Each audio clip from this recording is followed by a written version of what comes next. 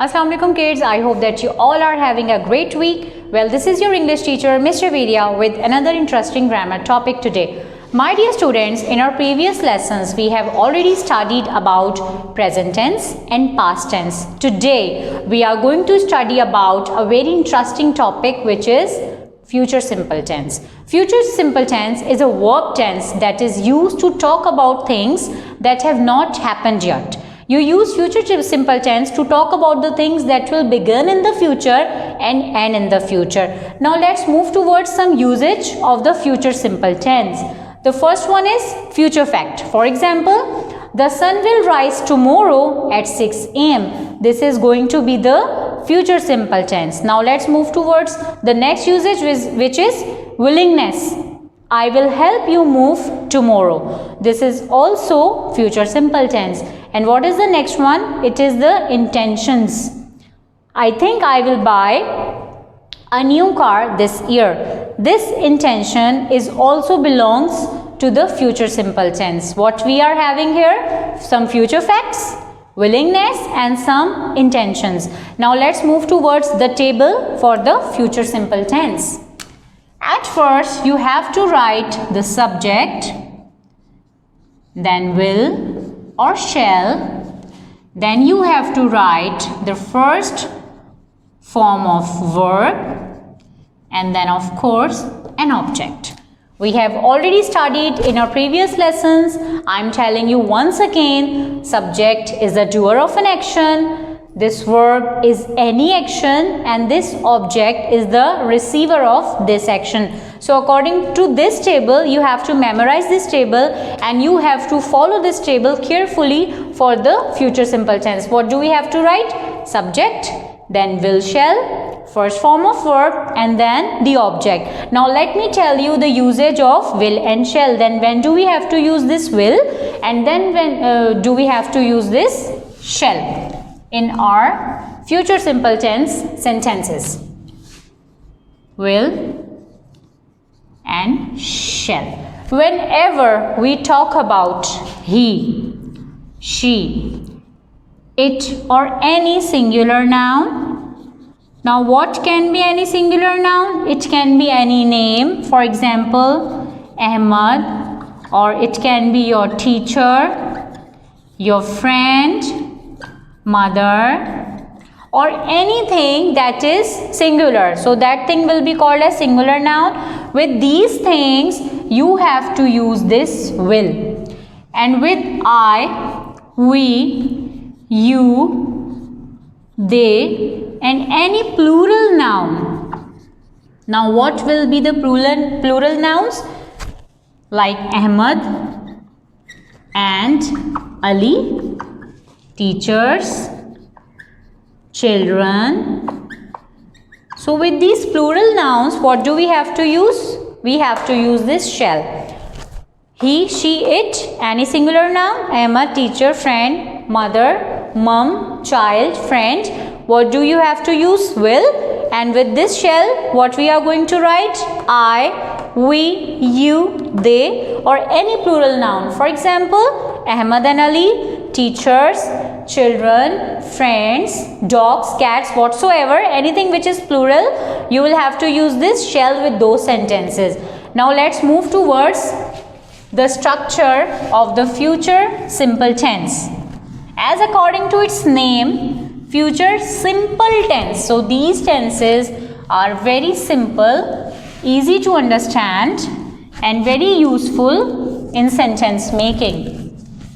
Whenever you make any sentence, these tenses are really helpful. But what you have to do, you have to memorize the table and the structures carefully. Structure for future simple tense. As in our previous lessons, I have already told you about the sentences category. We have three categories here. The first one is affirmative. The next one is negative. And the third one is interrogative. So for the affirmative sentence, what do we have to write? We have to write the subject first, then will or shall according to the nouns. Like if it's a singular noun, so you are going to use this will with any singular noun or he, she, it. Or if it's a plural noun or it's I, you, we, they, so you are going to use this shall. Subject plus will, shall. Then first form of verb and then the object. Now let's move towards the negative sentence. What you have to write? Subject, then will, shall, then of course this not, because whenever we talk about any negative sentence, this not is must in the sentence because we are denying something. So we use this not. Subject plus will, shall plus not. Then the first form of verb and then the object. Now for the interrogative, what do we have to do? We have to put this will or shall in the first place like this, and then the subject, then the first form of verb, which is very simple, then object. And again, whenever we talk about any questions or any interrogative sentences, so at the end of the sentence we have to mark a question mark like this. Now let's repeat this structure with me. For the affirmative sentences, you have to write the subject first, then you have to use this will, shall, then the first form of verb and then the object. For the negative sentences, what you are going to do? You have to write the subject first, will, shall, not, first form of verb and then the object. For the interrogative sentences, you have to write will, shall at the first place, then subject, then the first form of verb and then the object. Now according to these structures, I am going to write one sentence for you, then I am going to rub this structure and we will continue the work. For example, the first sentence is मैं खाना बनाऊंगी. This is the Urdu sentence. We are going to translate this sentence in English. मैं खाना बनाऊंगी.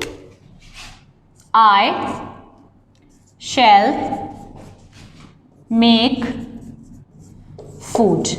Now here you can see that I have written this sentence above the affirmative structure.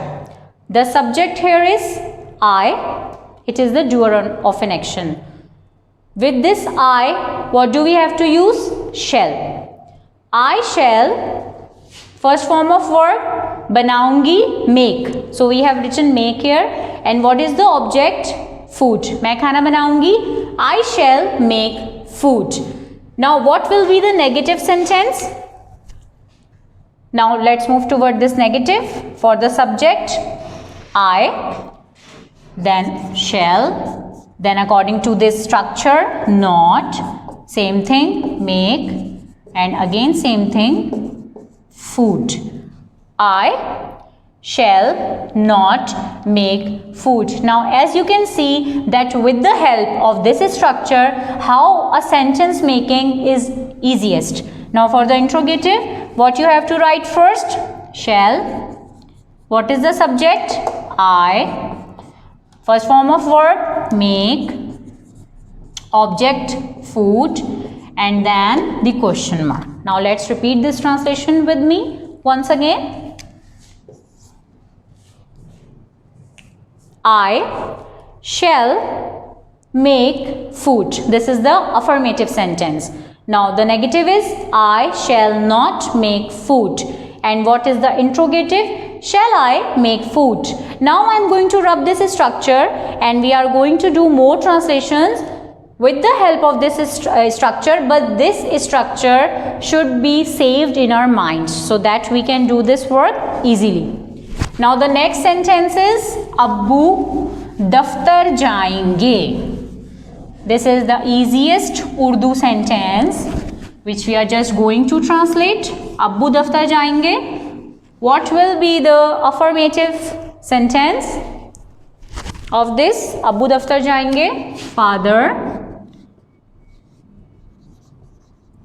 will go to office. Now here father is a singular noun. We are not talking about fathers or dads. We are talking here about one single father. So as I have told you earlier that with the singular nouns we are strict to use this will according to the grammar rule. So we have used this will here. Father will go to office. What will be the negative sentence? Father will not go to office. And for the interrogative, this will comes in the first place, then the subject will father go to office, and then a question mark. For the affirmative, subject, use of will, first form of verb, and then the object. Father will go to office, father will not go to office, will father go to office. Let's move towards the next translation, which is वो cricket खेलेगा. This is also a very simple sentence. He. Now you tell me with this he, with this pronoun, what we are going to use, will or shall. Whenever we talk about he, she, it or any singular noun, we are strict to use will. He will play cricket. Now for the negative, he will not play cricket. And for the interrogative, will he play cricket, and then a question mark. So as you can see that according to the structures and with the help of structures, these sentence making is very easy. You have to clear some common things in your mind, that what is the subject, what is the use and where to use the verb, and what is the perfect use of object. He will play cricket, he will not play cricket, will he play cricket. Now let's move towards the next translation, which is मैं पानी पीऊंगी. I shall drink water. Now here we have already discussed this thing, that whenever we talk about I, you, we, they or any plural noun, what we are going to use? This shall. I shall, this is the first form of verb, drink, and what she is doing?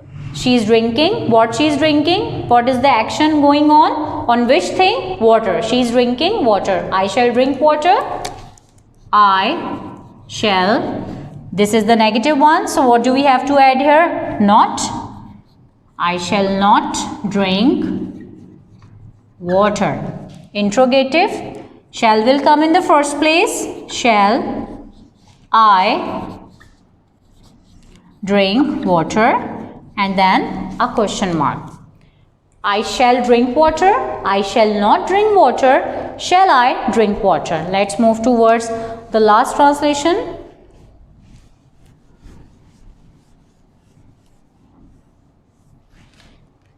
Ahmad काम करेगा. Ahmad will do work. Ahmad will not do work. Will Ahmad do work? These are three sentences, affirmative, negative and interrogative. Ahmad will do work. Do is the first form of verb. What is the second form of this do? Past tense. It's did. And the participle is done. Ahmad will not do work. Will Ahmad do work? So my dear students, that was all for today's lesson. Today we have studied the table for the future simple tense, some facts, some willingness, some intentions for the future simple tense, its structures and tables, and how to make sentences by the use of future simple tense. I hope that you have enjoyed our today's lesson. I will catch you inshallah next week with another lesson. Till then, take care. Allah Hafiz. Goodbye.